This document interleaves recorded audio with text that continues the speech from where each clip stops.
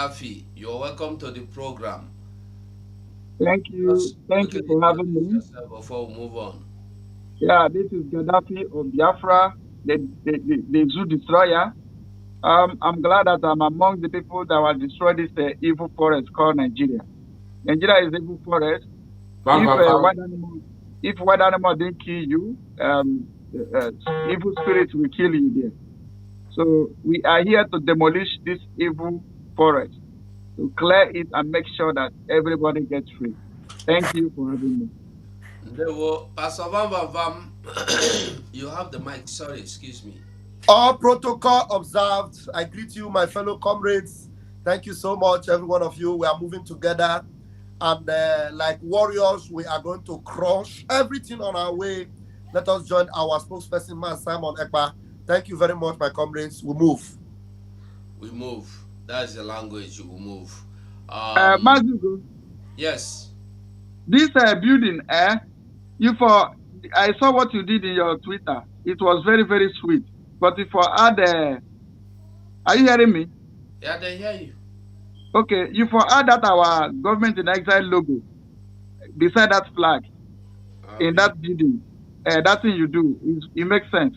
Please, when you do them again, send to me. We would use them for our national anthem. Okay. It makes sense. Sorry, it makes sense. Now you know. It's very beautiful, honestly.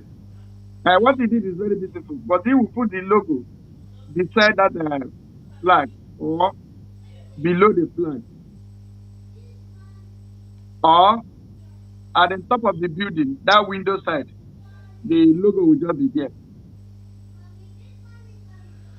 Okay. We move. We We move. move. We go they move, they go on. We know they move, they go back. The people where they pursue us, they go they fall while we go they move. Now we be this. So we are joining Simon live. Some light on what's going on actually.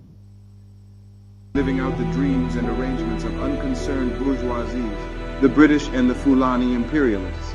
So Nigeria must be recognized as a business interest which the British imperialists, a foreign people, bequeathed to their partners, the Fulani imperialists, also a foreign people, upon their camouflaged departure from Nigeria in 1960, to safeguard and to use for the mutual interests of both. The indigenous people and the actual owners of the land were never intended to be part of the equation.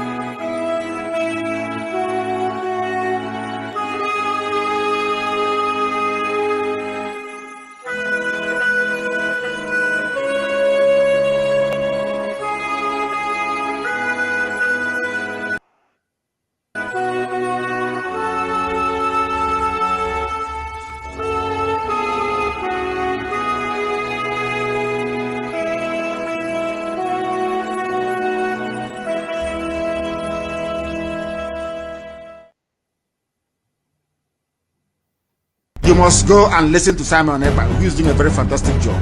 Very great job that Simon Ekpa is doing. Very, very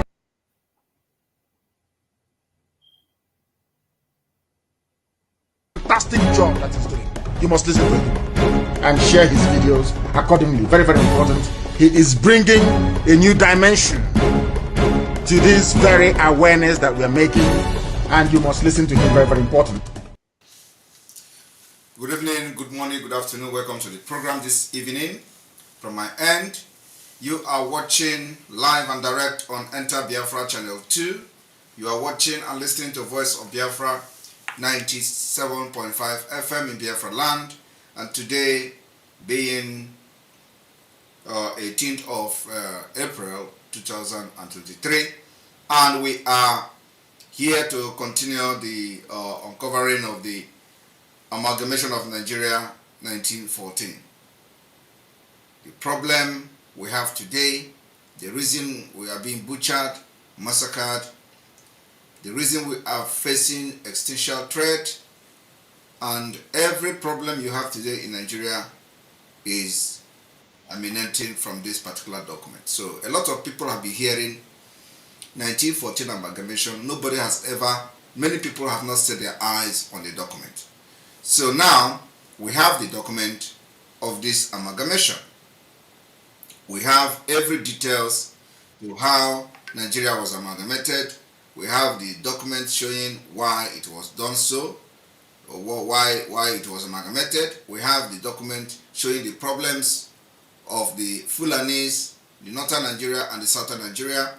We have of this problem, and because for you to solve a problem, you need to know the root cause of the problem. So we have been able to identify the problem not just by antecedent, not just by by issues that are happening, not just by cases, not just by history, but we have fact, and they are all in the papers. Somebody is saying that my face is not friendly. Yes, I've been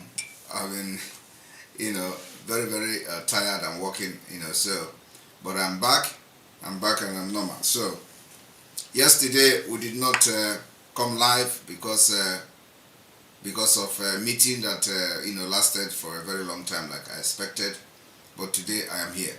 So we're going to read spend at least 1 hour reading the documents, and then we'll continue again tomorrow. It's going to take time. I said we're going to spend like days bringing this particular document to the public. So let us start without wasting any time. Here we go.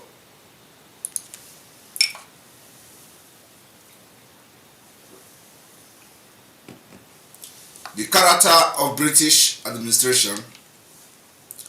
The divergent conditions which have described geographically, ethnographically, and climate, together with the very different manner in which the two countries had come under the direct control of the crown, had, as was to be expected, profoundly influenced the form which British administration took in each. The early administration in the south were confined to the coast area, where a large revenue was at the hand from the duties imposed on imported trade, spirit. Small though the duties were at that time. Access to the interior was the first desideratum, the creation of roads through the primeval bush, the clearing of waterway block with sod, and later the creation of a port at the Lagos and the commencement of the railway. Any coherent policy of native administration was well nigh impossible in such circumstances, and the material was very unpromising except among the tribes in the hinterland of Lagos. Gradually, the wall of opposition which barred access to the interior was broken down. So I remember that I explained this you know, today is 18. Somebody say retweet. It is 17. Okay. I remember that this is where I stopped the other day. So let me check. Today is 18. So where are you seeing 17, please? Where is the person seeing 17? It is 18 on Twitter. And if you are watching from Twitter, today is 18. So where is the person talking about 17 coming from? So if you are watching from Twitter, please switch to Enter Biafra. That reminds me.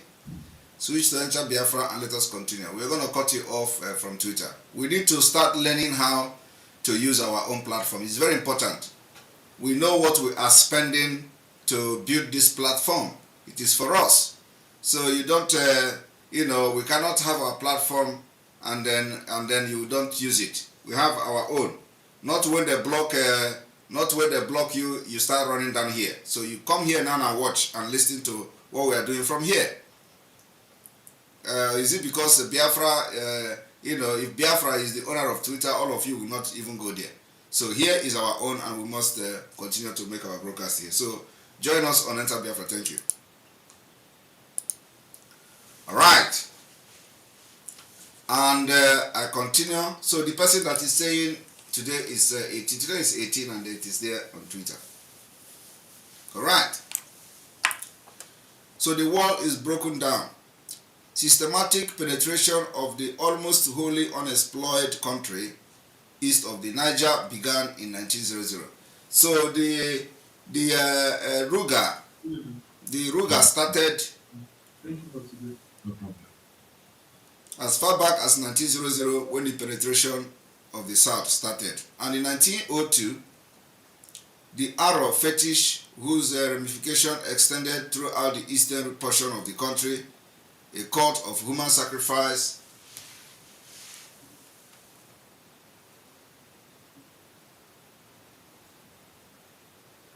if it is showing April 17, you watch it like that. I do not know where somebody is seeing April 17. If it is showing April 17, watch it like that. Thank you. Whose ramification extend throughout the eastern portion of the country, a cult of human sacrifice and slavery was crushed by force of arms. Now, the inauguration of the British rule in the north was in strong contrast. Here, the chartered company, restricted by financial consideration, had been compelled to confine their depot chiefly to the banks of the Niger and Benue rivers. The very existence of any organized government was threatened by the haughty insolence of the Fulani armies. Fulani armies was a threat. The condition of Borno, where the French had intervened, compelled immediate action. Nothing could be done until a force strong enough to cope with this powerful emirate had been created, called a powerful emirate. The West African Frontier Force was raised in 1898-99, and on its return from its successful campaign in Ashanti, the task of dealing with the Muslim emirate was undertaken. I want you people to understand that as far back as 1898 and 1999, the British Army already started war with the emirate, Muslim emirate. Look at Muslim emirate. The war against Muslim emirate was undertaken. The question you should be asking yourself, what has changed today that all of a sudden the British embraced the Muslim? Muslim emirate undertaken in 1902 to 1903.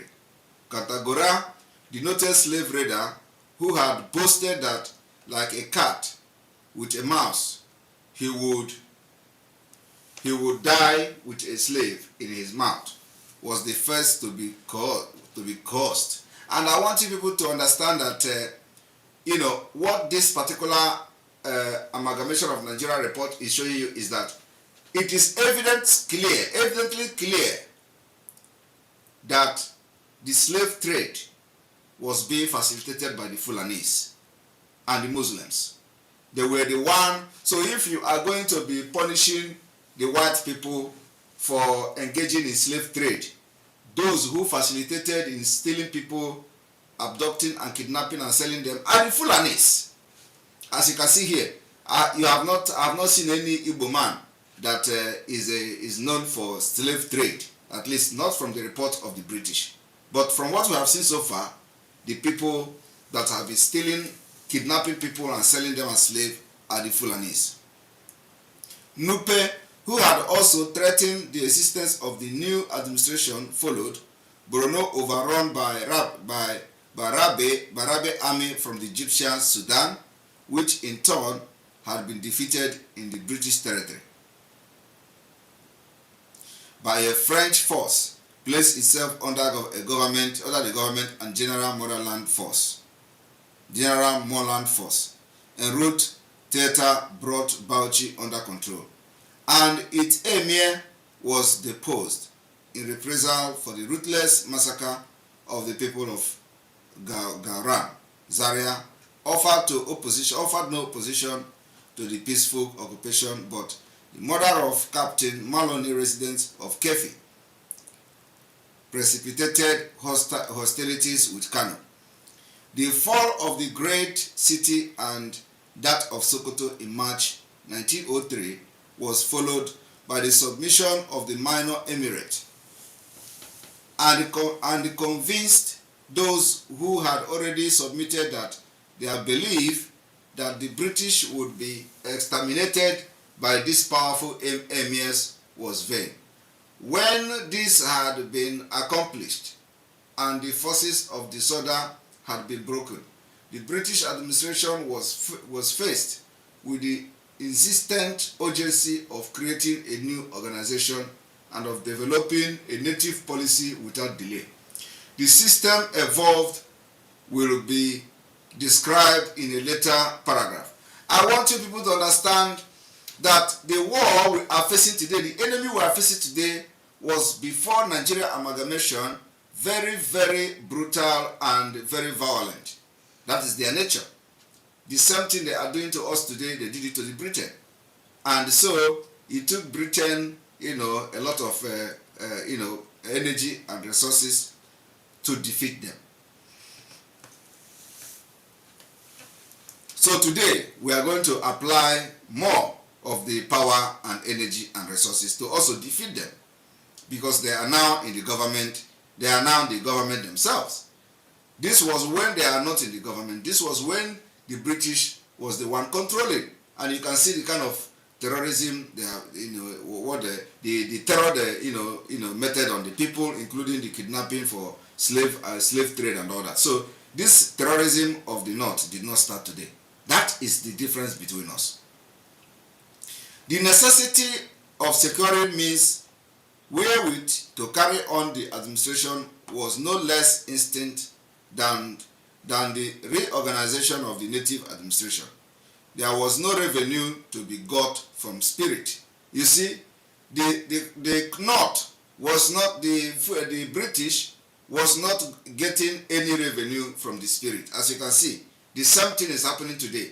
They destroy alcohols in the North, while in the South, we sell alcohol and use the proceeds of the alcohol to furnish and develop the North. That is incongruous, which were wholly prohibited. You see, they said there was no revenue to be got from spirit, which were wholly prohibited, while the cost of the large force necessary for the control of the country absorbed the greater part of wholly inadequate grant from the imperial government.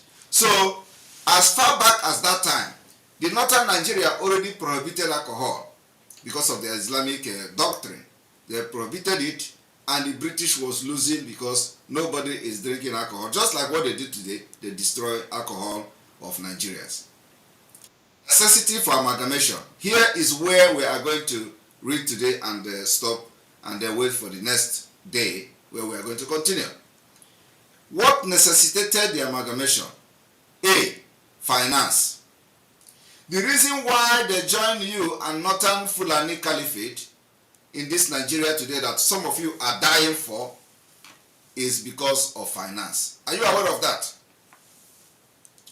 Do you know that the reason they join you and Nigeria, Northern Nigeria together is because of finance? Are you aware of that? Maybe you don't know. Today I have come. You are going to know why. Somebody is saying that the audio is cracking. All right. Somebody is saying it is not cracking. You know, some of these people coming here to distract us. All right. So we continue.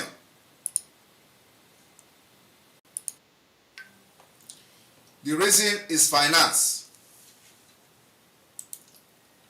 Finance, finance, finance.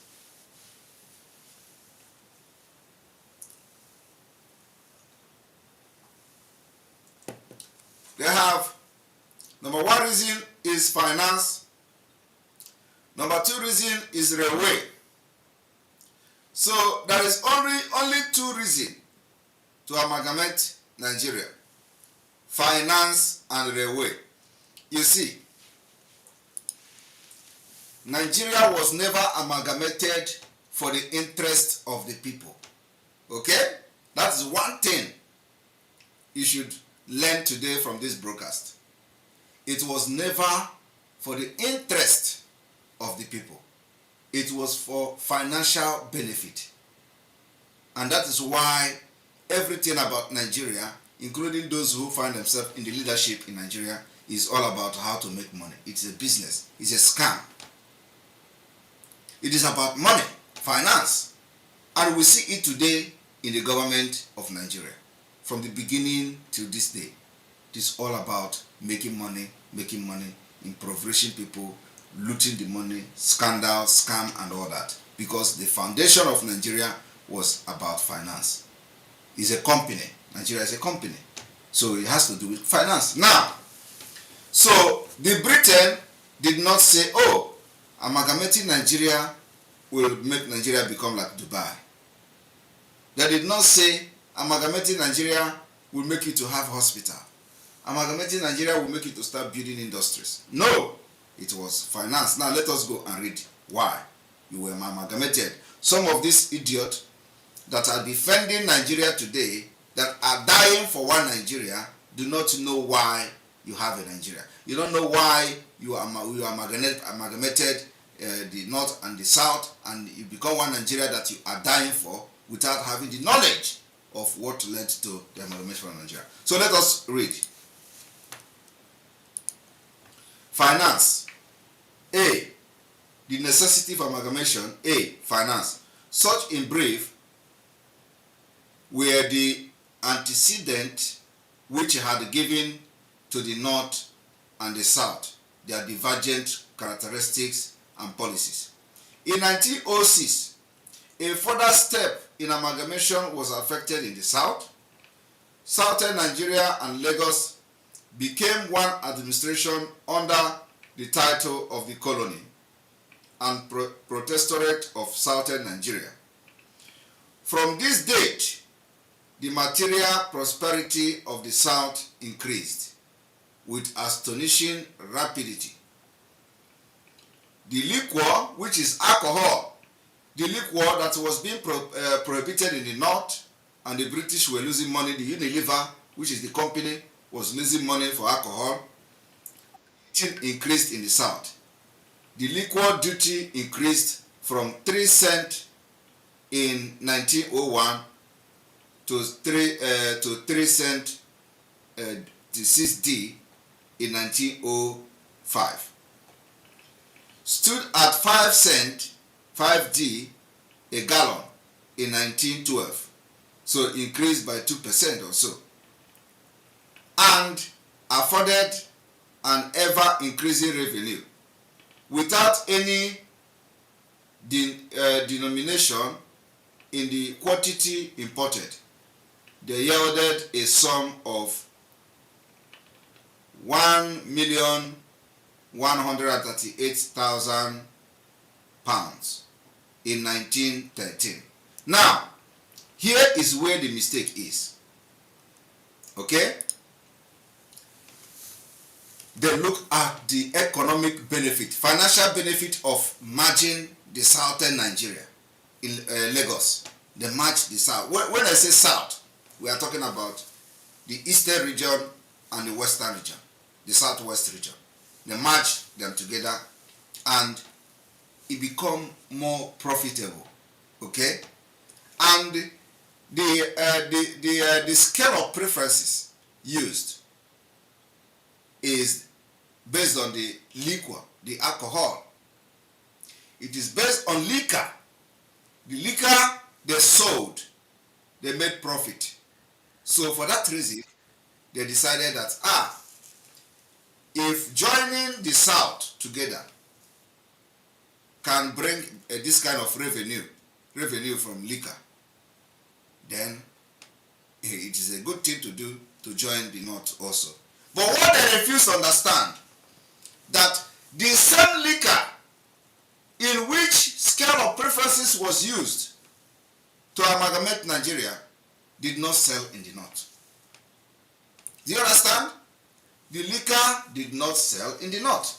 The liquor was prohibited in the North. So even if you have, for them to understand that something is deeply wrong, which they know, so they use the scale of preferences of selling liquor in the South and making profit in it, and amalgamated South and Northern Nigeria. When you don't sell liquor in the North. When in the North, they prohibited selling of alcohol. Let me use alcohol for people to understand. So in the North, they prohibited alcohol. In the South, alcohol was being sold, and the business is booming for the British. And today, the same alcohol is still prohibited in the North. And alcohol is being sold in the South. And they are making money. I want you to understand that after 100 years, the problem that British saw before the amalgamated Nigeria have increased even to the worst level. The stain is increased. Today they are destroying alcohol in the North. Businesses of Biafra people. Now, I want you to also let us read the second reason for amalgamation. The second reason. So let us continue. In the North, largely dependent on animal grant from the imperial government, was barely able to balance its budget with the most parsimonious economy, and was starved of the unnecessary staff, and unable to find fund to house its officers properly. So it emerges where concentrated upon the development of the native administration and the revenue resulting from direct taxation. Its distance from the coast, 250 miles, rendered the expansion of trade difficult. Thus, the anomaly was presented of a country with an aggregated revenue practically equal to its need, but divided into two by an arbitrary line of latitude. One portion was dependent on a grant paid by the British taxpayer, which in the year before amalgamation stood at. Are you people hearing? One part of the northern Nigeria was dependent on grant. They cannot produce anything. They cannot make any profit. There is nothing to show for it. They depended on grant from the British government. Part of the northern Nigeria. That particular position of depending on grant have not changed after over 100 years. They still depend on grant. After 100 years, northern Nigeria cannot produce and boast of anything. They come today to deceive you that, they have animals, they have food, they have this one, they have that one, that, and they don't know history. Of course, everything has changed. Maybe they can do better. But let me also remind you that before 1914, Northern Nigeria could not afford to pay staff. Even their housing, they starved them because of their doctrine, because of their policies, nomadic policy, because of their unproductive policies and unproductive culture. While the South was booming. Do you understand? What I'm telling you today is that the reason for this have not changed. The same situation of Northern Nigeria before 1914 is the same thing there. In fact, today they are worse. And if you keep quiet and don't join us to fight for your freedom, you are going to go back to the situation like how they are. Because what they do is that they will conquer you and make you be like them. That is happening now in Nigeria economy. Look at where the Nigerian economy was during Jonathan, even though there was corruption and all that. Today, they have destroyed the economy, they have destroyed everything, and you come back to square one. And then, when this man came to power in 2015, bag of rice was sold about 7,000 naira. Today, the bag of rice is 40,000. And then after you suffer, after a while, the bag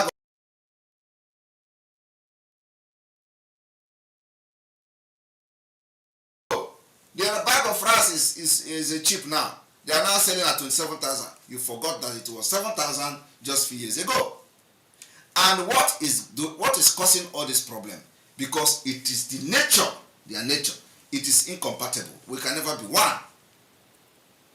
The same thing that happened before Nigeria amalgamation is happening right before your own face. And when we talk about Biafra, you want to kill Samanekpa. You say it is Nigeria because you have no knowledge about Nigeria, because you have no knowledge about anything, because you are a criminal and the only thing you are interested in how to steal money, how to be given appointment in Nigeria state, how you can phone money and loot and become rich. That's all. You don't care about anybody. But I'm telling you today that what led to this amalgamation was a conspiracy against the indigenous people, the Biafra people and the Yoruba people. It was a conspiracy. You can't deprive me the opportunity I have and pay order and use it to compensate another person. That is what is happening in Nigeria today. And that is why we are going to fight, because the time has come. We're going to do everything humanly possible to exit Nigeria. This war, if it is war, it is going to end, we will fight that war. You know, I've been saying this thing, some of you don't believe me. I know that now, you'll be seeing some kepu. Maybe you will believe when the time comes. But what we are saying is that enough is enough. A lot of things have changed. North have had its own structure now, that they can actually be very comfortable with their own. And this is a different century that everything is digital. So North is going to progress this time around, unlike before. Once we exit Nigeria, they are going to sit up. But with this particular structure we have today, North can never sit up. They can never ever sit up. It is in their blood and it is in their nature. That's why Nigeria can never work, because they have occupied sensitive positions that could propel the nation to move forward, and they can never move forward because that is not their nature. So before you fight for one Nigeria, know the history of Nigeria. Okay? Know the history of those who you are calling Nigeria with. Know the history of those who you are addressing as Nigerians. Know the history, how they come. Know the history of their culture. Know how they run administration. Know how they run government. Know how they think, their ideologies. Know everything about them so that you can know what you are fighting for. Some of the people fighting for Nigeria today don't know actually what they are fighting for. That's why it became very important that we begin to do this kind of teaching with the original document leading to the amalgamation of Nigeria. And I want to show you today that nothing has changed from that time till now. So when do you think something is going to change? If the British government could not solve the problem of northern Nigeria. Is it P2B that is going to solve it? I want you people to understand that the reason for amalgamation of Nigeria is because British government could not solve the problem of northern Nigeria. They invested billions and billions of pounds, yet they could not solve it. Do you understand? And when they could not solve it, what did they do? They pushed the problem to the southern Nigeria. Deal with it, and they left. In a very short and very brief explanation, the British, let me show you again. This is the problem. The whole of the problem you see today in Nigeria is here. I want to bring it to the screen very well. You see this test here is the problem you are facing today in Nigeria. The British could not solve the problem. What did they do? They push it to the south. They said, let me read it again. The North, largely dependent on the annual grant. They largely depend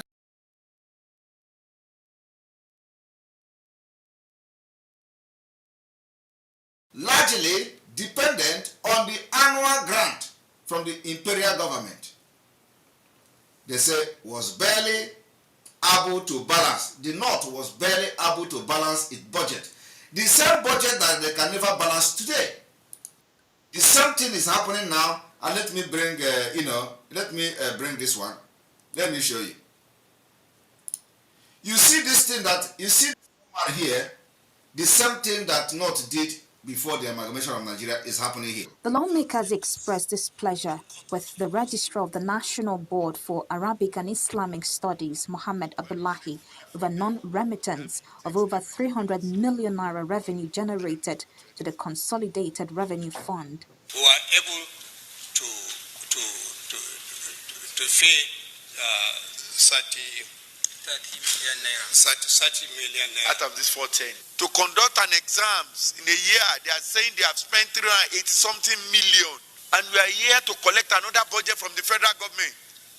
I haven't contributed just 35 million, and if they ask for their budget there, they'll be telling me in the region of 10 to 20 billion naira. 5,963 members of staff arranging for one examination in a year and being paid 8.5 billion and now generating only 410, out of which you remit only 35 billion.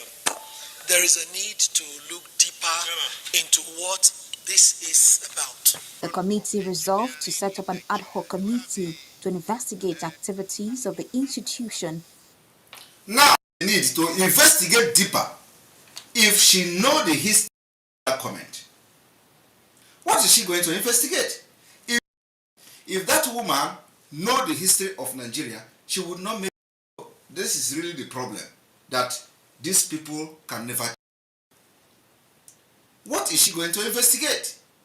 It is because the British, they push it to the south. And now, we have to now stand our ground and get ourselves out of this mess. Look at it. Let me read it again. The whole of Nigeria problem lies. The North largely dependent on the annual grant from the imperial government to balance its budget. They cannot balance its budget. Before 1914, budget here. The lawmakers expressed the National Board for Arabic and Islamic Studies, Mohammed Abdullahi, of over 300 million naira Consolidated Revenue Fund. We were able to They cannot buy today. I want you people to understand. I'm saying you will all die miserably. Begin to listen to the word. One Nigerians will die miserably, very miserably. The policy of the government cannot change. They could not balance 1914. Now they are pumping billions into Israel. They cannot balance the budget of the Islamic study in 2000.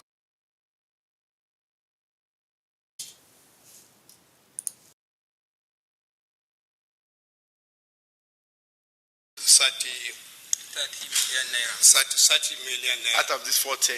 To conduct an exams in a year, they are saying they have, and we are here to collect another budget. I haven't contributed just 35 million. And if they ask for a region of 10 to 20 billion naira. 3 members of staff arranging for one examination. 8.5 billion. And being paid 8.5 balanced the budget.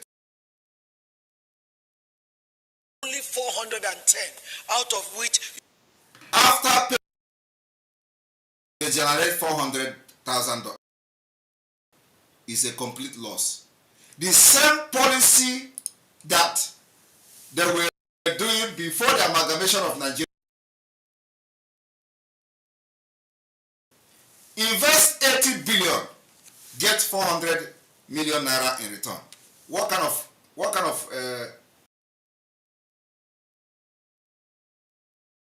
that? And this is the nature of every government department in Nigeria. Every sector of the government controls, even the one that the Southerners controls, because they have already that most of them now think like Fulanis.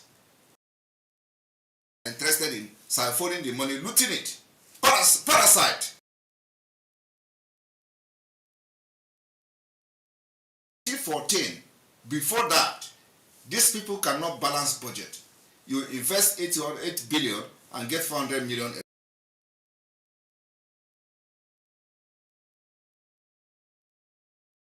What do you expect to get? You expect to get the deteriorating state of the country because it's not a nation. you remit only 35 billion. Okay. Into what this is about. The committee.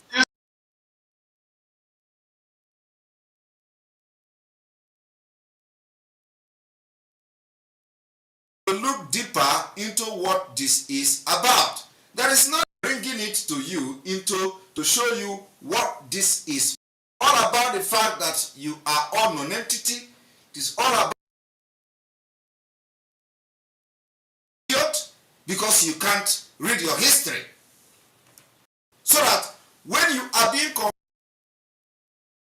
you are going to address them properly because they know.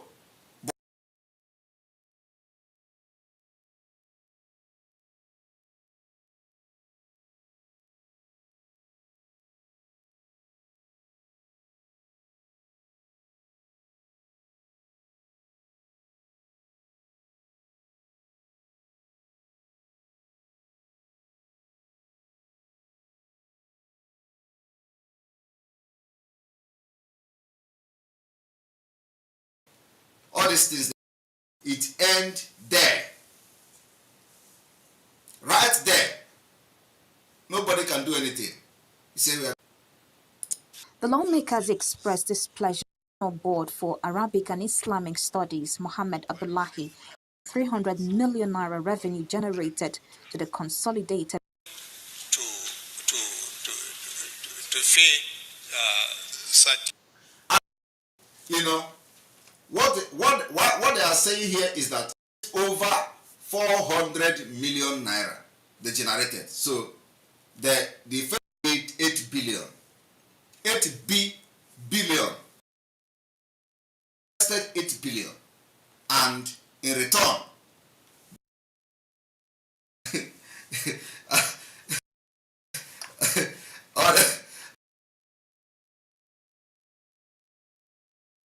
I've never seen anything like this, okay? Where you make investment to get 400 million. And in that 400 million, they remitted only 35 million. Can you imagine? 165 million gone with nobody. Okay? So I want you to watch.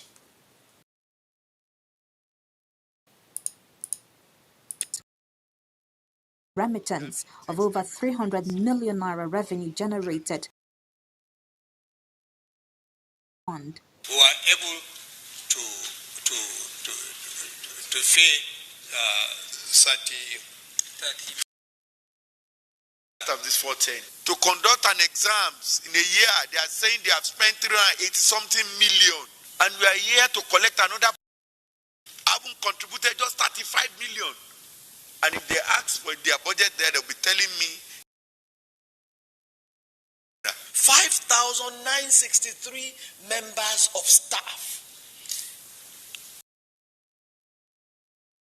Examination in a year and being paid 8.5 billion and now generating only 400 to remit only 35 billion. Look deeper into what this is about. The committee resolved to set up an ad hoc activities of the institution. Now, the ad hoc committee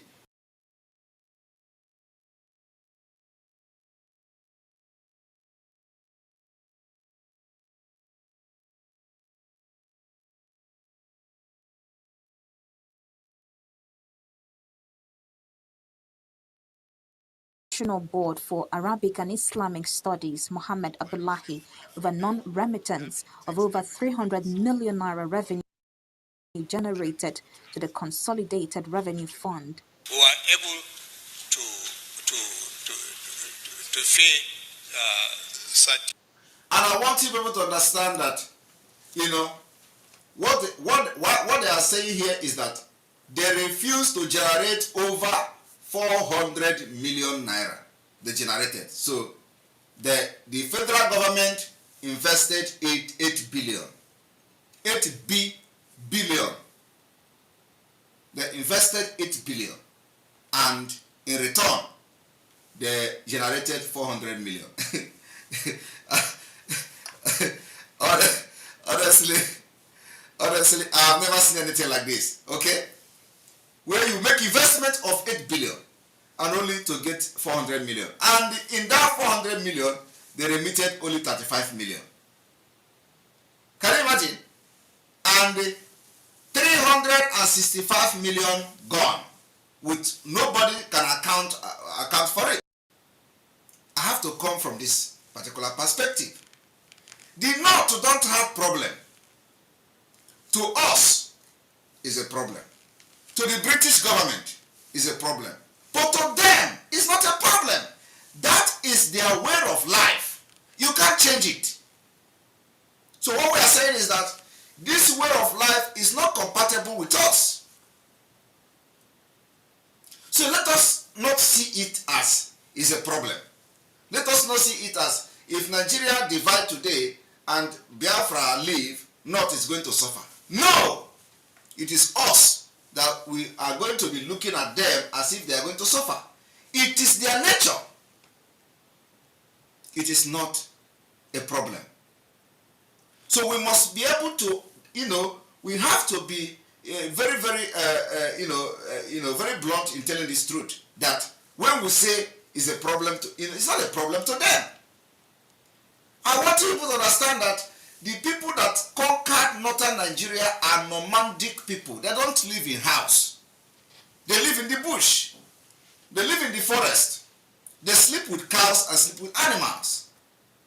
So you don't expect them to be progressive. That lifestyle they are living is progressive to them. Their religion is what they want. That is everything they need. They don't need to live in a glass house like you in the south, like me.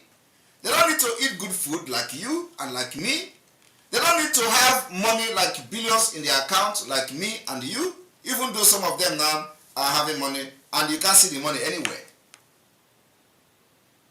They use it to purchase arms and ammunition to do terrorism. You can't see it anywhere. You can't see the money in their body. You can't see them wearing expensive clothes. You can't see them doing anything reasonable in any community. Because it is their lifestyle and their nature. But you in the south, if you have $1, people will know that you have $1. You are going to live good. You want to eat the best food. So when we are saying they have problem, they don't have problem. Now, The same thing is repeating itself. And this woman is saying they are going to set an ad hoc committee to look into the culture of people, to look into the way of life of people. How are you going to change that? Something that was there before 1914, and the culture have not changed, and it is now. You are going to change it? That is absurd. So let us read completely before, because this is this is the most important section of this broadcast today. Now, I want you to understand, this thing continues.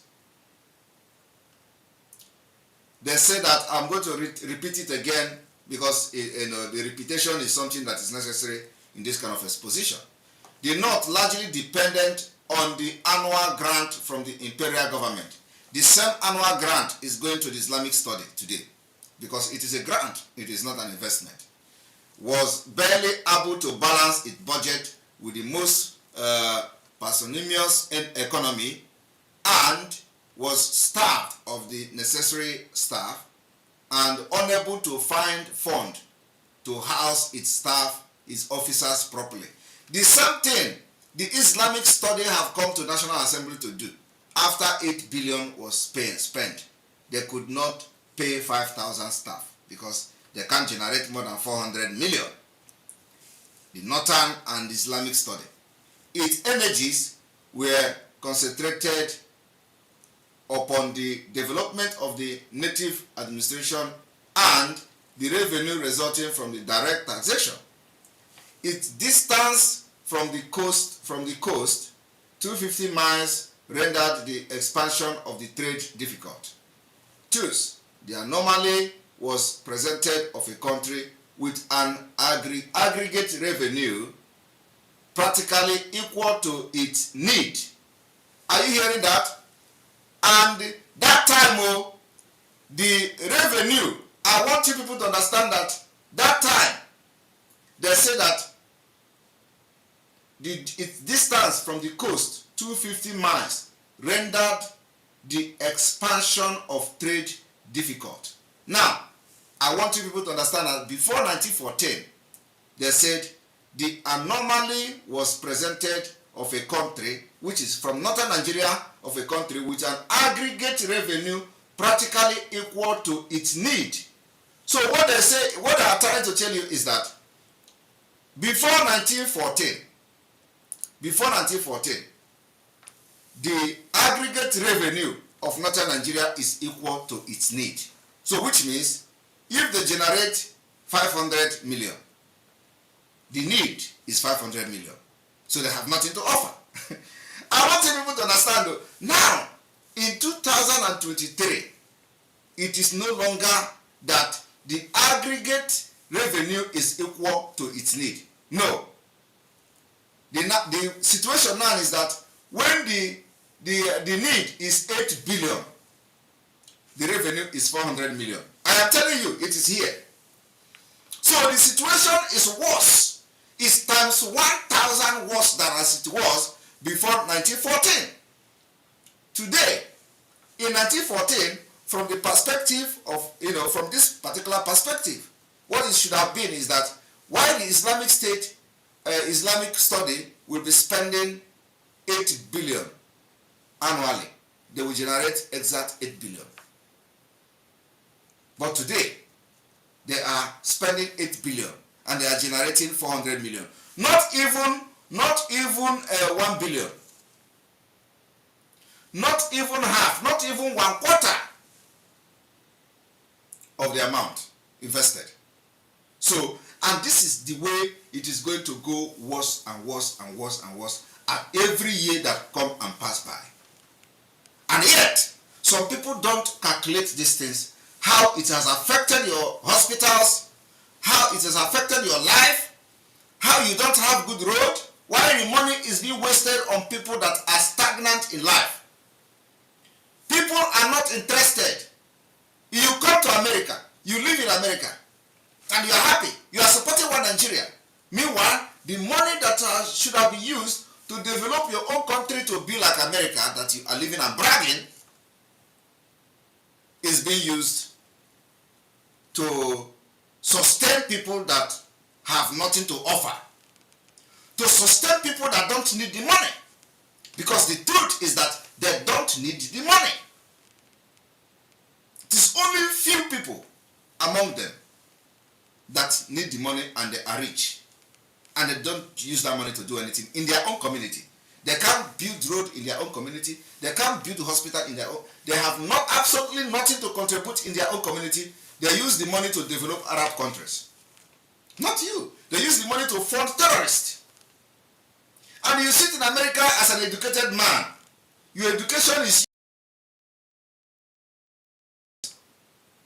Because if you cannot today, if you cannot think this logic, thing I'm thinking today objectively, to see the need for you to make a U-turn immediately and support Biafra government in exile, and let us move this mountain once and for all, then it means that your word and your years of education is wasted years. It is wasted years. If you are still expecting for P2B to win in court and come to do, you are a wasted human being. Honestly. Because what I'm doing here, when they say Samanepa is king of fake news, is what I'm doing on the fake news? No. Because those who will read that Samanepa is king of fake news never had the opportunity to listen to me when I make exposition. They never have the time to listen to me when I make sense and talk and analyze issues objectively. They never had the opportunity to listen. They just read in the news, Samanepa is king of fake news. I don't know which fake news I've carried. Now I'm here telling you a practical thing, that Northern Nigeria doesn't need money. Money is not their nature. Northern Nigeria does not need development. Development is not their nature. Because the people that have conquered them through terrorism, Usman Dan Fodio, they call them Fulani. It is here in British report. They say Fulani, and Fulani are nomadic. Nomadic doesn't live in a house. Nomadic they are not interested in development. And the Northern Nigeria have embraced them. And they have conquered them with terrorism. So you can't force people to be what they are not. Just like the way we cannot be Muslim, you can't force Northern Nigeria, especially the Fulanis, to begin to build towers in the north. You can't force them. It is impossible. Who is going to stay in tower?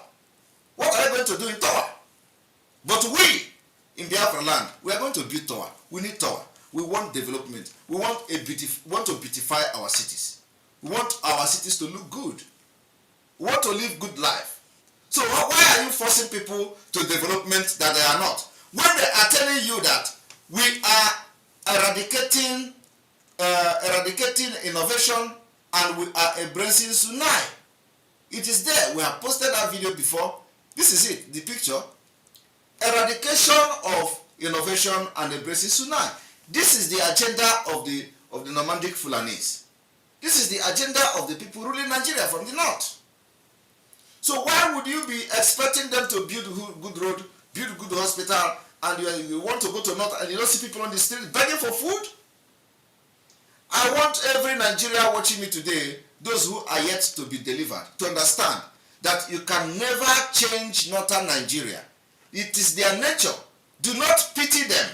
Because I have heard all this kind of thing that, oh, if you go to Northern Nigeria, you are going to pity them. Why are you pitying them? That is their nature of life. You don't need to go and start pitying somebody who is living his fullest life because of his nature. And because you are not like that, you are pitying them. Oh, in the north, people are dying, hungry everywhere. Children are begging for food. It is their nature to beg. But it is not you. It is not your nature. So we must understand our differences. We must understand where we are different culturally, and otherwise. And this lifestyle is one of the differences we have.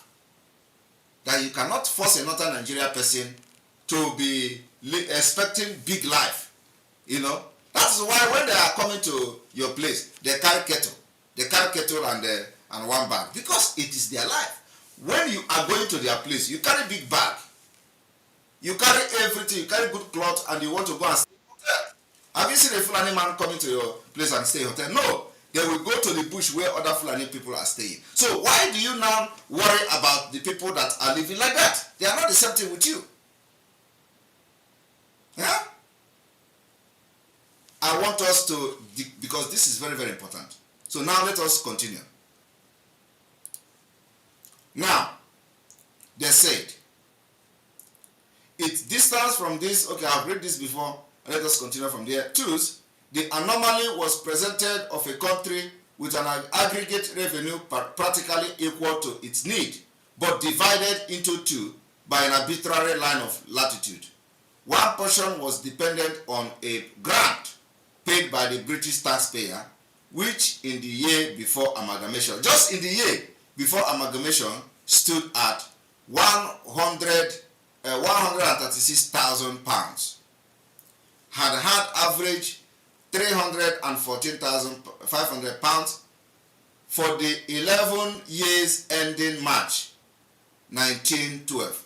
So what they are trying to tell you is that for the past 11 years, the British has been making money from the south and paying grant to the north.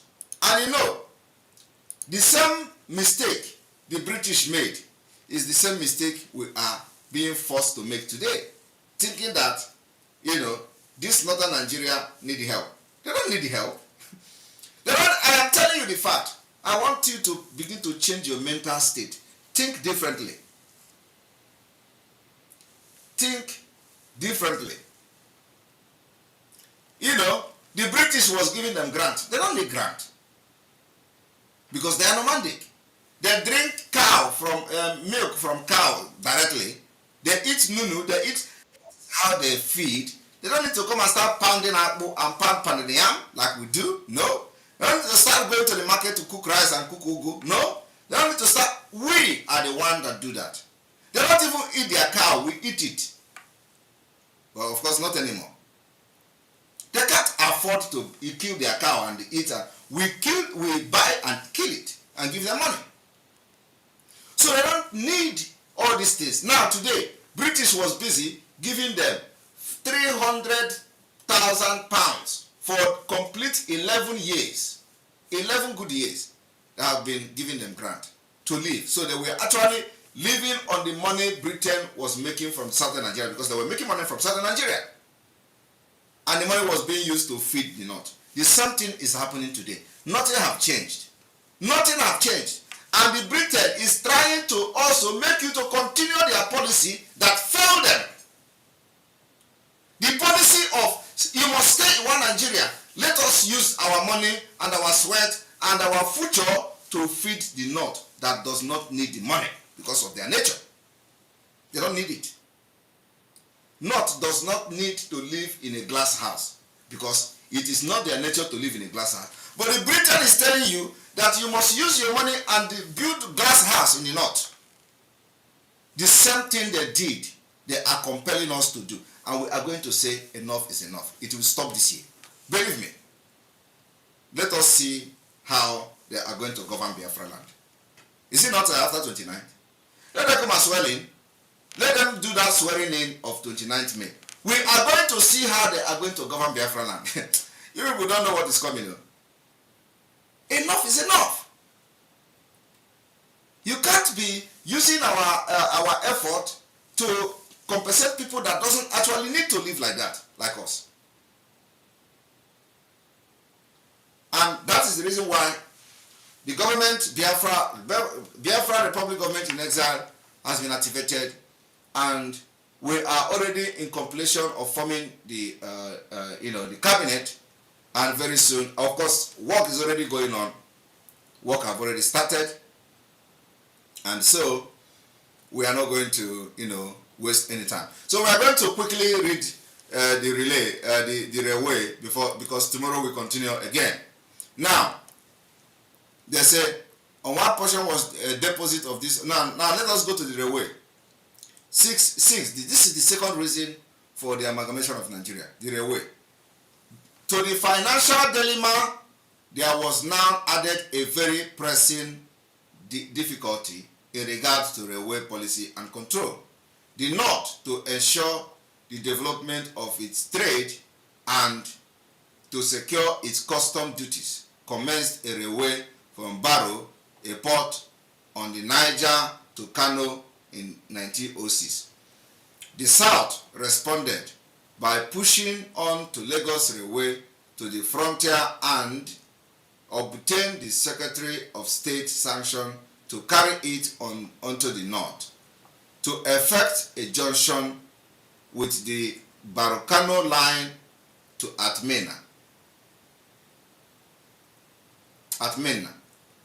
In the opinion of Sir John Eggleson, Director of Railway, the line, when it reached the northern Nigeria frontier at Ofa, should have crossed the Niger at Bateji, traversing a well-populated country and tapping the great trade center at Bida, Tus, avoiding the extremely costly and difficult bridge at Jeba and the uninhabited country to the north of it. The distance to Minna being precisely the same, but no single railway policy had been possible, and the two outlets to the sea were now at acute competition. And I want you people to understand that when I'm reading this thing, the thing is not showing on the screen. Sorry. When I'm reading this thing, it's not showing on the screen. You are going to hear me saying passing by a country and all that. You know, you find out that the country they are talking about is another country between the north and south. So which means they are talking about the Benue, the today what you call the Middle Belt. Okay? Now, Major Wagon RE was sent out to report on two railways and to propose some system of joint use and control. He animadverted very strongly on the needless cost which had characterized the construction of the southern section of the Lagos line. It was full of sharp curves and dangerous gradient which had to be rectified at an expenditure of £200,000. It was stated that the section to Ibadan, which presented no special difficulties, has cost £2 million over £15,000 a mile. Immediate unification of the control with a view of checking extravagant was recommended. The advent of the railway, moreover, accentuated the need for a revision of the appointment of custom duties collected at the port.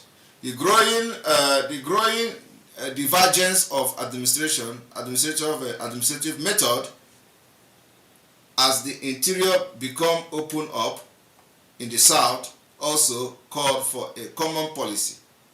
Now they started calling for a common policy when they actually have seen a divergent way of administration. In a long memorandum dated May 1905, while still High Commission of the Northern Nigeria, I advocated amalgamation, a policy supported by the High Commissioner of Southern Nigeria and the Governor of Lagos, and there was increasing evidence that it could no longer be postponed. Do you understand now? When this particular amalgamation of the North and South was reached, the opinion of the people of Nigeria who were in that place were not for. They say it's governor. Sorry. They say it's the governor of Lagos and governor of this and that. Sorry, I consulted. Let me get myself a water.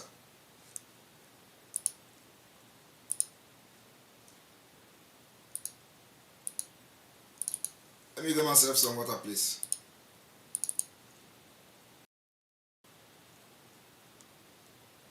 Was it love or the great passion for Nigeria or Africa or black people in general that moved the British government to join the two protectorates?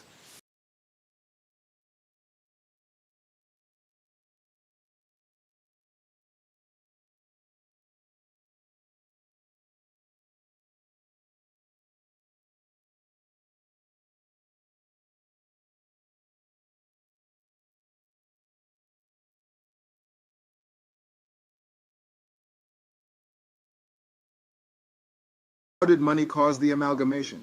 The Southern Protectorate was economically buoyant and so generated more than enough territory. This was due to the fact that the people produced enough food, spices,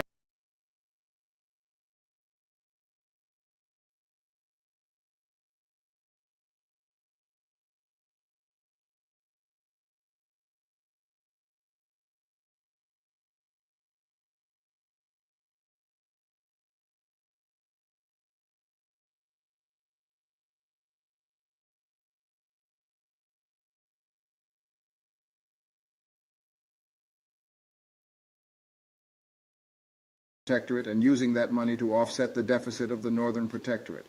But how could that be done without raising technical and administrative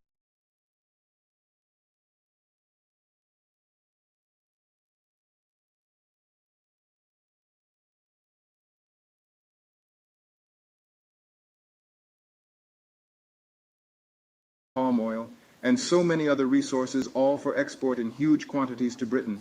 They even had seaports in several locations. Amalgamation made Nigeria a gold mine for the British, a truly profitable venture indeed. This visionary leadership brought high praise for Lord Frederick Luggard at the Queen's Court in England, but has raised a lot of boiling issues today. At this point, you must be wondering about the effects of the amalgamation of Nigeria.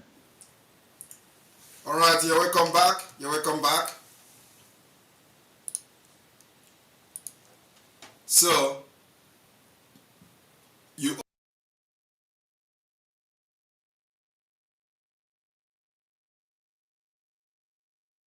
on the decision to amalgamate. Tomorrow we are going to the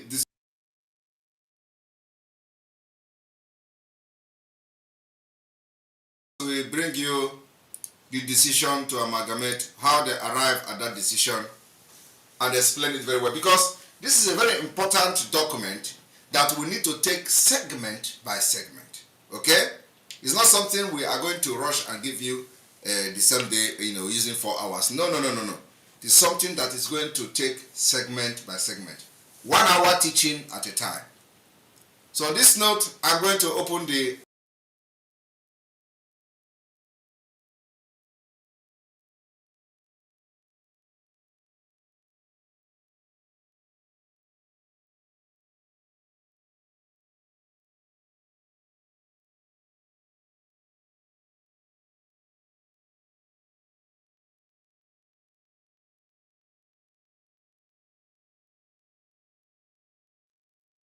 it live and direct, documented fact. It is not about somebody written somewhere. This is a document of 1914 that you are reading from our channel today.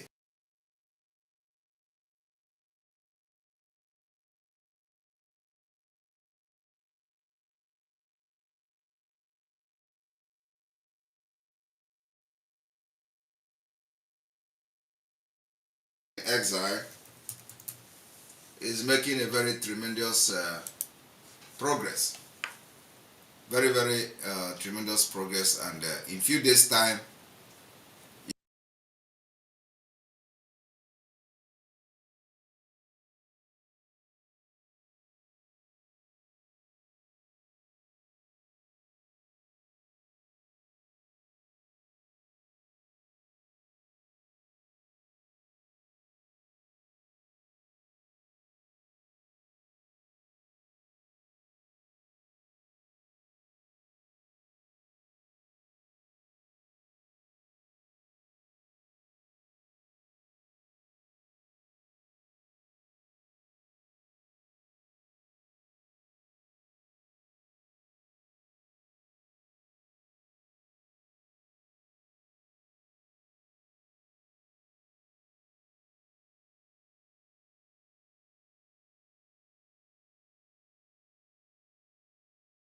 Go.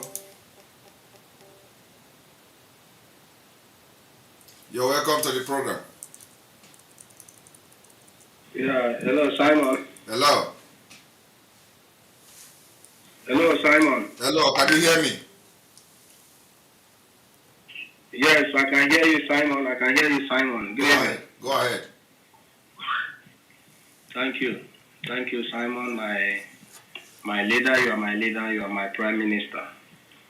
I don't want to keep on thanking you every day because the whole world can see exactly what you are doing to us. And I pray that God Almighty will keep on sustaining you for us. You are called by Elohim, and He will continue to be your strength. So I just want to say something because as I was watching this your program today, somehow tears was coming down from my eye because I wonder how all these things that you are revealing to us will be a secret to all the Southerners, why the Fulanis that we see them as nomadic people or people that didn't go to school. They have a very big knowledge of all these things that you're saying. The reason why I'm saying it is this. When you look at their actions, when you look at the way they behave, the way they talk, you will find out that they have full knowledge of every detail in this exposition. Yes. They know it more than everybody. Yes, because that's why one day one of them was saying that the oil in riverine area belongs to Jigawa. Yes. I know. I think you have come across that very video. Yes, of course. When that man was saying this thing, he was indirectly, mocking the South. He was indirectly telling the South that it had been like this from the beginning, yes, and it shall continue to be like that till the end of the ages. Exactly. But I thank God for this generation. I thank God for you. I thank God for Mazen Amdekalo. I thank God for IPOP members. I thank God for those that have stood up and decide that this time around it is not going to be so. I thank you very much, my Prime Minister. I pray that God Almighty will continue to strengthen you. Fear not, because I know our ancestors are with you. I have a vital information to give you, and I was waiting for a day like this, but I don't know how I will pass that information. It's about security, and I don't know. The other day I collected our phone number. I wanted to, pass the information through him, but I have been calling him since then. He hasn't picked my call, so I don't know. And it's a security issue. It's something concerning security. Okay, if it's a security issue, you can write me an email, and I'll get back to you. Okay, I will do that. At info at. Write me email. Okay. You can write me at info@epa.fi. Yes. I will do that. Thank you. All right. Thank you, and remain blessed. Thank you very much.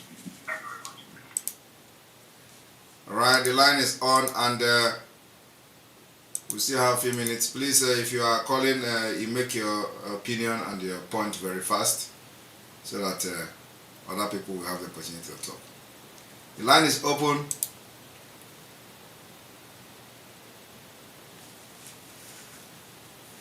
Yes, this last caller actually.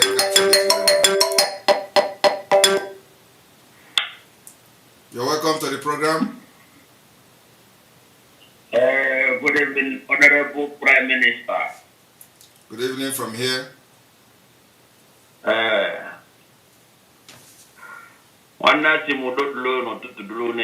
will speak our language because even though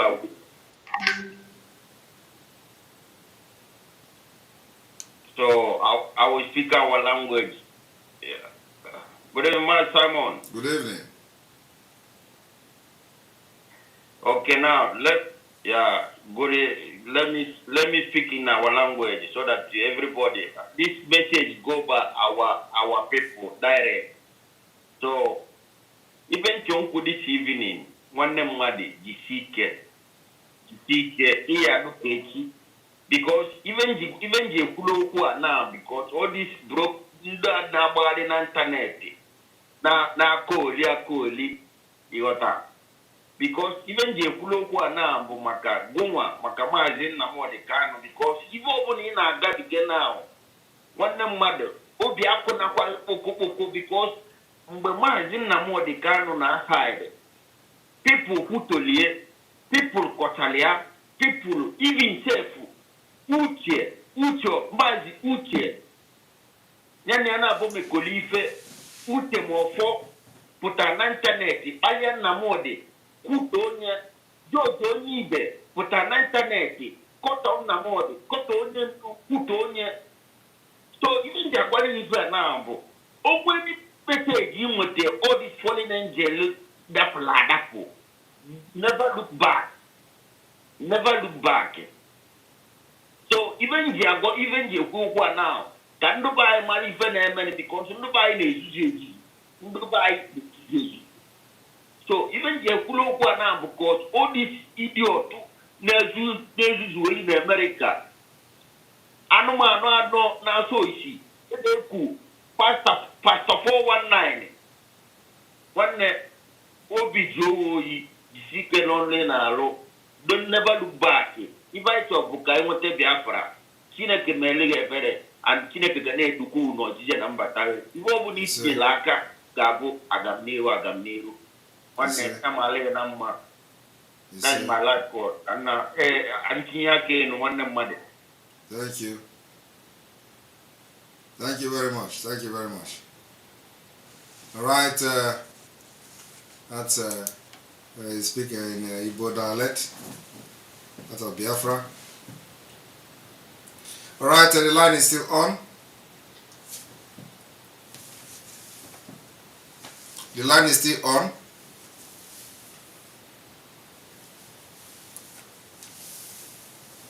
The line is still on. The line is still on.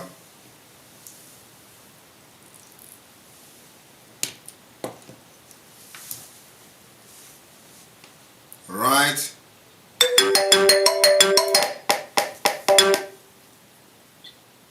You're welcome to the program. His Excellency. Ah, and there we Your Excellency. There we the PL. You have government in Texas. There we watching it. Yes. Yeah. Yeah. What else can the British? What else can the British do if not to make sure? I hope I'm coming out clear. You are coming out very, very clear. Okay. What else can the British do if not to make sure enslave the whole of Africa, especially the rising sun of Africa? And they came. They planted the governor in what they call the Lagos colony. They planted the governor in what they call the Southern Protectorate. They planted the governor or administrator in what they call the Northern Protectorate. And finally emerged the Lagos Protectorate and the Southern Protectorate and became one. It is one of their greatest achievements. Before seeing who can produce, who have sufficient, and who don't have at all. And knowing that if they do not combine the North and South Protectorate once and start stealing from the South to fund the North, it will trigger a very heavy civil war. Yes. So they advise themselves that this must be joined together as one entity. And during the analysis, one of them said, the person analyzing the last clip you played now, said that British already know that the moment they pack their bag and leave Nigeria, they have already created one of the highest chaos in the face of the earth, and it is playing out today. The North and the South were never the same. In fact, the entire South were never the same. The entire South were. Oh, we lost you. We lost you. We lost you. We lost you. Call back. Call back. Network kick you out. The line is open. The line is open. The line is open. And I think the line is favorable today.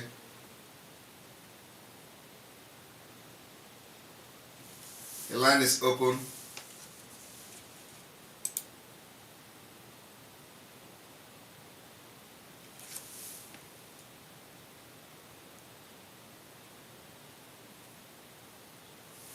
The line is open. The line is open.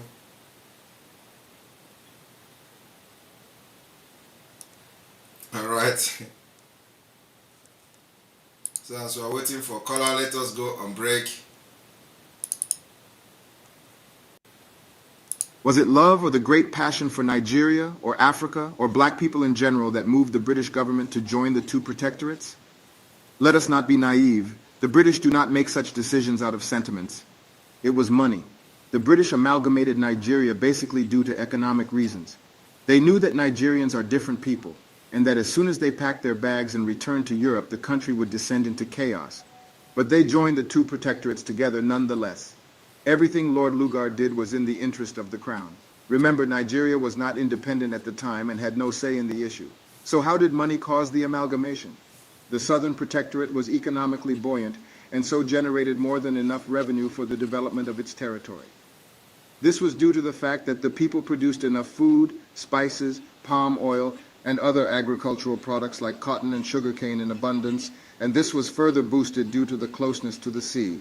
The Northern Protectorate, on the other hand, did not generate enough. In fact, if the Northern Protectorate continued to stand alone, the British government would not have a choice but to use... Hello. Yes, you're welcome to the program. Good evening, Master Simon. Good evening, how are you? I'm fine. I'm calling you from Canada. You're welcome. I've been looking forward to speak with you, but thank God I've gotten you now. You're welcome. Continue to do the work. The consistency is what to know. And today it has yielded a great result. Yes. We are glad to have you. Thank you very much.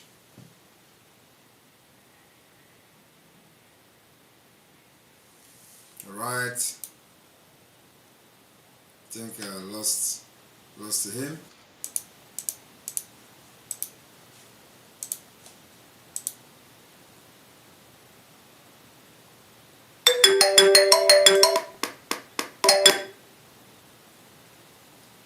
You're welcome to the program.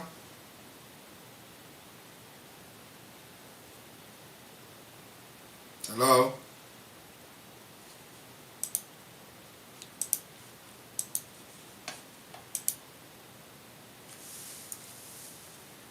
All right, we have 7 minutes to go. We have 7 minute time to go.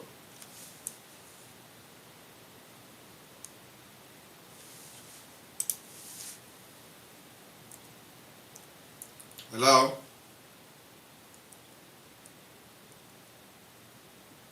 Hello? Are you there? All right, he's not talking. I think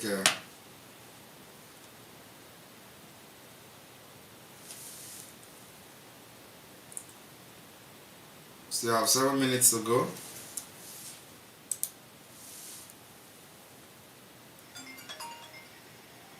You're welcome to the program. Yes, I'm back. Okay, go ahead. I'm back, yeah. So I don't know where I stopped then. But what I was saying is that the British know exactly what they did, and their interest is not on human resource. Their interest was on our natural resource. I know that the South is more prosperous than any other part. And when you come to the South, the east part of the South is more prosperous than any other part. So they have to rob Peter to pay Paul. And they use the Fulanis as a willing tool to subdue the South. Because before now, the Fulanis have been a threat to the British. And because of our submissiveness, they took us for granted. And today, it's no longer to be the same. How I wish you were in the forefront of this struggle from 2014 up to now. By now, we're supposed to have been home. Because Nigeria don't need a petty hand. They need just an iron hand, which you have. And don't mind that Pastor Daddy Stone, that they called him. We have already passed their course. All the zoo pastors who think that they can use prophecy and the useless philosophy to imprison our people. They have passed their course 3 years back. You don't need to. PST 101. Hello. You don't need to come here to validate a non-existent human being. Have you seen me? Once we are pronouncing them expelled and excommunicated, they become completely irrelevant from that particular day going forward. I'm very sorry for even that idiot on Limelight. So our people should get ready. This is the best time to quit Nigeria. Just as what the arithmetic you did during the past election. Say if we did not vote, we have already destroyed Nigeria, and it came to pass. Yes. And the next phase is this between 29th and 30th. Exactly. You know that. Well, you know what? They don't know that when we tell them that what we are fighting is brain war. I will check. They don't understand. and those idiots will come and tell you our country has stopped. What do we achieve? Yes. We achieve putting Nigeria in confusion. They don't know who to declare president.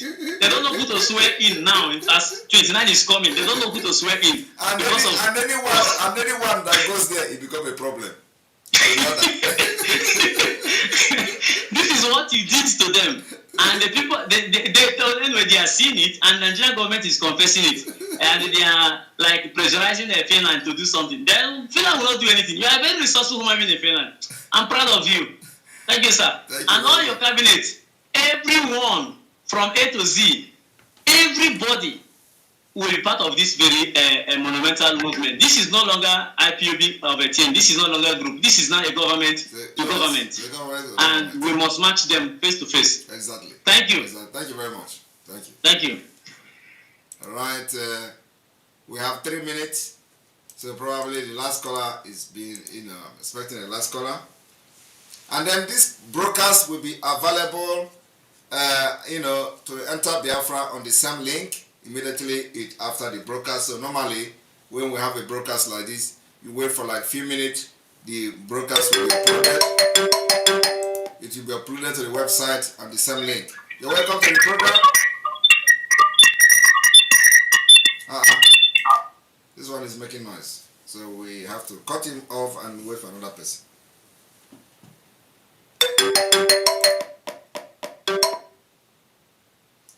All right, you're welcome to the program. Yes, you're welcome. Our PM, Able PM. You're welcome. From this your explanation, you get some confusion with the day. Go ahead. The confusion. Now one. I hear say groundnut pyramid feed Nigeria. After the amalgamation. Then when Sanusi and Ango Abdullahi, they get some altercation. Sanusi say the North are poor and unresourceful. And Ango Abdullahi, one of the elder of the Northern Elder Forum, also a prominent member of Nieti Allah, Makbana Waiting, and Fulani leader. He came out and debunked Sanusi. He come to say, this North now feed the whole Nigeria before the advent of discovery of oil. Say, they feed the Nigeria so the entire. But this your document, no talk anything like that. Is it that you know read them well, or something like that not happen? Please, this is original document. Maybe, just maybe, it was in a different planet, okay? That the Abdullahi or whoever is talking from. But from what we have here is a document of the British, original document of amalgamation. You know why they are doing all those things? It's because they thought we are not going to lay our hand on the document again, okay? Because they thought they have destroyed everything. So that's why history is not there. So how can you be coming to tell people a story without evidence? Our own is evidence. So if along the line in this document, we are going to read where they feed the whole of Nigeria. I don't know how they feed the whole Nigeria with granite. Because from the time immemorial, the southern Nigeria has been the one feeding everybody. And today, I want us to change the narrative. The narrative we want to change from today, from this day, this particular day, the 18th of April 2023, is that North does not have problem. Okay? Because they have made it to look like or look as if without the South, North will have problem. North don't have problem. They are living their standard life. And we must honor that standard life. We must agree the standard life of the northern Nigeria. We must understand that nomadic people do not live in glass houses like us in the South. This is the difference that we must make very clear. So when they come to tell you people in the North are suffering because of the bad governance and all that, it is not only the South, tell them it's a lie. That is the way of life of northern people. I hope I'm making a point here. Yes, I want to make it clear and make my people like me understand.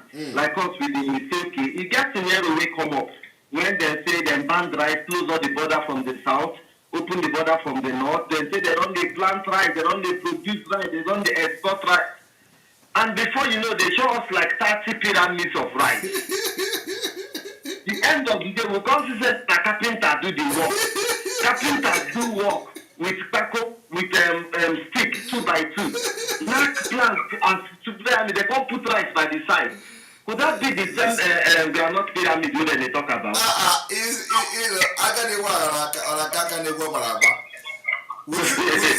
Will you ever believe? Wait, did you hear about the pyramid again? Will you ever believe in this your life, you that is talking now, will you ever believe that the northern Nigeria will build Paco, build something and put rice on top? And I'd like to debunk you again. You say at the time the bag of rice will come down to 27,000. They will come buy the rice. It will never happen. This is a bag of rice. 40 something. You know what happened? No, I'm just giving an example. You see, why I use that narrative? Like I will just give you that scenario. I'm just giving an example. I make you know they do not force people. I beg. We don't die for you. So you think they go back? Let them go down at all. Now the last and the most important one. Go ahead. Is to the people of Benue. According to the document you just read, the briefing, they don't mention Benue in any way. What they just say, okay, bringing this way, we will pass that other country. Yes. They don't value Benue. Yes. It was the briefing that set the roadmap for the Benue annihilation, the Middle Belt annihilation. Yes. The Britain don't value them. The Britain didn't even put the Middle Belt into consideration while amalgamating. Yes. They ceded all that places to the Fulani. Yes. So, but yet they understand that they are different. Are you there?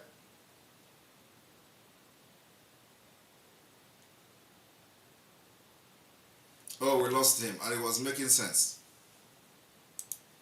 We lost him and he was making sense. He was making a whole lot of sense. Are you there? Yeah, I'm here. It's me again. Me again. Go ahead. So, yeah, you were saying something. Whatever the Benue people are going, it is the blueprint from Britain to Fulani to annihilate those people, and they are working it, doing it accordingly. That is why the plight of the Benue people is not touching the Britain at all, because they despise them. They did not consider Benue into the amalgamation. No. They don't call Benue anything. They handed Benue to the Fulani. Yes. So this must precipitate their anger. Will bring about their anger and let them rise up and defend themselves.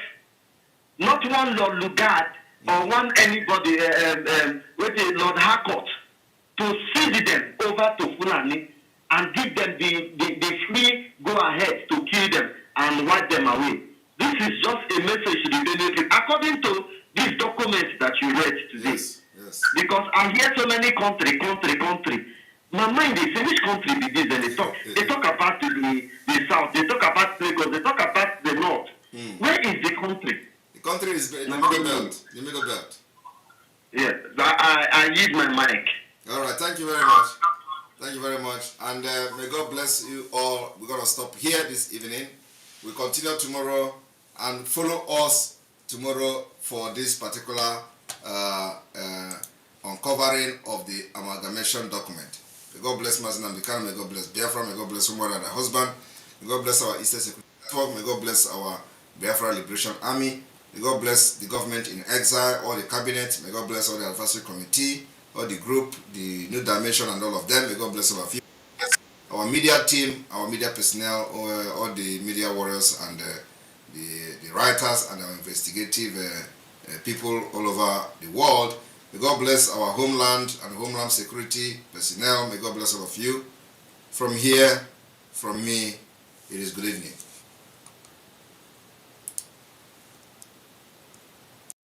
You must go and listen to Simon Ekpa, who is doing a very fantastic job.